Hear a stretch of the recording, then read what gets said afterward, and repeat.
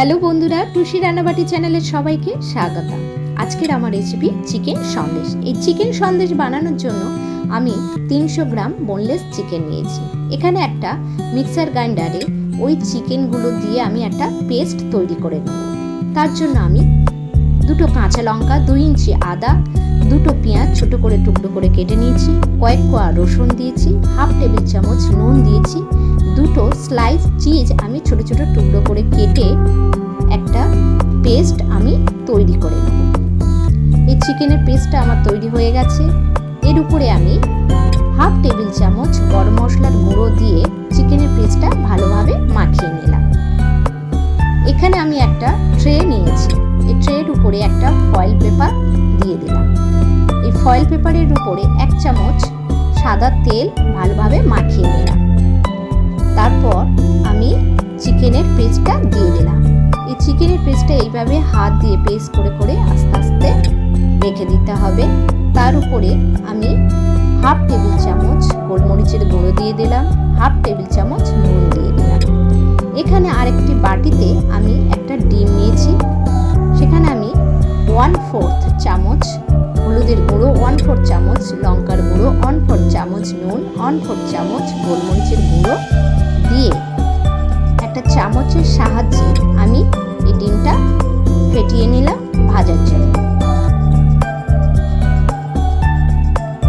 এবার একটা ফ্রাইং প্যানে আমি 1 চামচ সাদা তেল দিয়ে দিলাম। তেলটা একটু গরম হয়ে গেলে আগে থেকে ফেটিয়ে রাখা ডিমটা আমি দিয়ে দিলাম। ডিম ভাজা আমার হয়ে গেছে, এটা আমি তুলে নেব।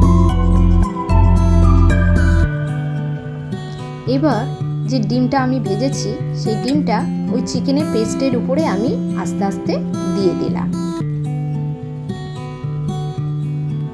এবার 2টো হাত দিয়ে আস্তে আস্তে ফয়েল পেপারের সাহায্যে ওই চিকেন এবং ডিম ভাজাটা আস্তে আস্তে আমি রোল করে দিলাম। এইভাবে আমি একটা রোল তৈরি করে নিয়েছি। আগে থেকে কড়াই জল ফুটছিল, তার উপরে আমি এই চিকেনের রোলটা দিয়ে একটু সিদ্ধ করে নিলাম। সিদ্ধ আমার হয়ে গেছে, জলগুলোও প্রায় শেষ হয়ে গেছে। এবার এই চিকেনের রোলটা আমি কিছু সময়ের জন্য একটু ঠান্ডা করতে দেব। এবার আমি একটা হোয়াইট সস তৈরি করে নেব। তার জন্য আমি একটা প্যানে 4 চামচ ফেস ক্রিম দিয়ে দিয়েছি। ফেস ক্রিমটা যাতে তলা না ধরে যায় তার জন্য আমি কিছুটা জল ইউজ করলাম। এই সময় আঁচটা একটু লোতে রাখতে হবে।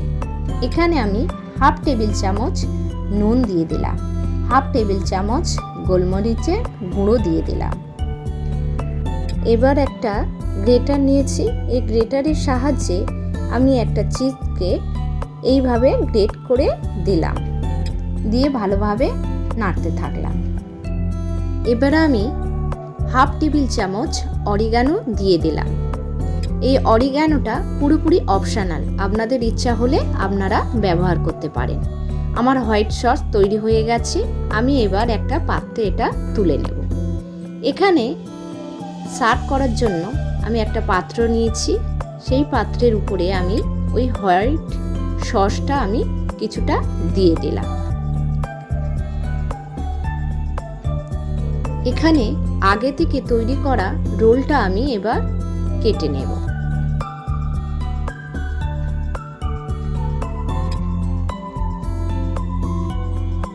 আমি সাইডের প্রথম অংশটা আমি কেটে বাদ দিয়ে দেব।